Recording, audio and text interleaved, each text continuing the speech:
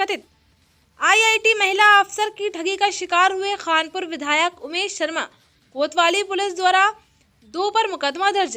लक्सर क्षेत्र में इन दिनों साइबर ठगी और सोशल मीडिया जैसे सार्वजनिक मंच के जरिए मित्रता गांठकर ठगी को अंजाम देने वाले आपराधिक तत्वों का जमकर बोलबाला है और ऐसे तत्वों का शिकार आम आदमी ही नहीं बल्कि अब बड़े बड़े विख्यात जनप्रतिनिधि तक हो रहे हैं।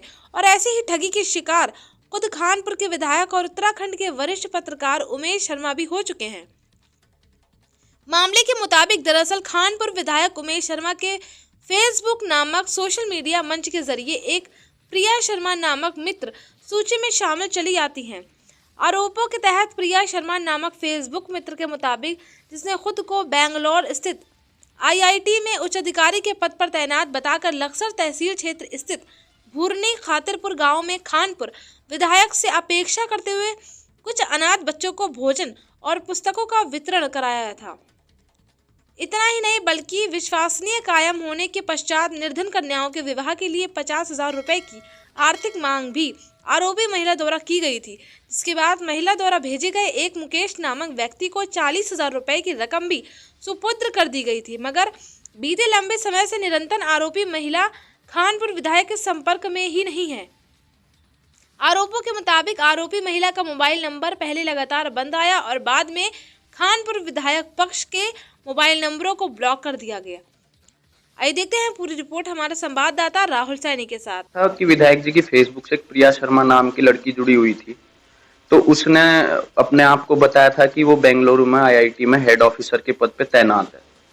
तो उसने फिर यहाँ भुरनी खतीरपुर गांव में कुछ अनाथ बच्चे थे, उनकी मदद के लिए विधायक जी को मैसेज किया। तो विधायक जी ने उनके फेसबुक मैसेज को पढ़ करके उन बच्चों की मदद करी। उसमें उन्होंने हमें झूठ बताया था, बहुत सी चीजें हमसे छुपाई थी। उसके बाद भी फिर दूसरा ये हुआ कि उन्होंने फिर एक बार बोला कि निर्धन कन्याओं की किसी की शादी करनी है तो उसमें कुछ कैश की मदद चाहिए। उन्होंने 50,000 रुपए की डिमांड करी थी, लगभग 40,000 रुपए कैश उन्होंने एक आदमी भेजा था मुकेश नाम का, वो हमने उन्हें हैंड ओवर कर दिए थे। उन्होंने कहा था कि ये पैसे हम वापस कर देंगे। उसके बाद जब हमने उन्हें बाद में संपर्क करने की कोशिश करी उनके फोन पे, तो उन्होंने फोन उठाने हमारे बंद कर दिए, फोन काटने शुरू कर दिए, ब्लॉक कर दिए नंबर।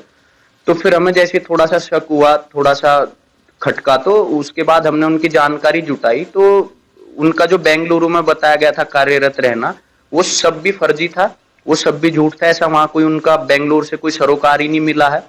दूसरी बात, जो उन्होंने भुरनी खतीरपुर वाले मामले में हमसे कुछ चीजें छुपाई थी, वो भी फिर उजागर हुई। तो हमें इन पर जब शक हुआ और हमने फिर वो ट्रू कॉलर और इधर उधर नंबर सर्च करा, तो उस पर भी उसमें आया कि अखंड भारत अखंड संकल्प, इस तरीके से कुछ लिखा हुआ आता है। तो इसी संबंध में फिर विधायक जी ने इसमें मुकदमा दर्ज कराया है। जो उनके साथ ये साइबर फ्रॉड हुआ है, वही मुकदमा इसमें फिर हमने दर्ज कराया।